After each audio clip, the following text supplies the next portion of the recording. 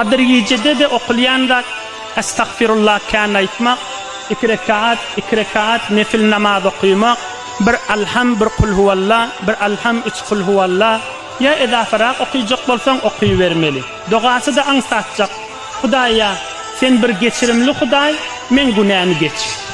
Hudaya sen bir geçirimli Huday, geçmeni qovveriyen, men de günahını geç. Kadir yiyeceğin de duası da. Namaz okuyacak bolsanız, ertin 2 rekat sünneti yali, ertin 2 rekat fardiyanı, 2 rekat okuyavermeli. İnni okudum bollun mu diyenizden 2, 4, 6, 8 neç okuysanız estağfirullah 70 aytar ya 100 aytar aytsanız ham uluqan okuymalı duası da Hudaya sen geçirimli, sen mehriban Huday, geçirimli qovuriyen Hudaya men günahımı geçeveriyen.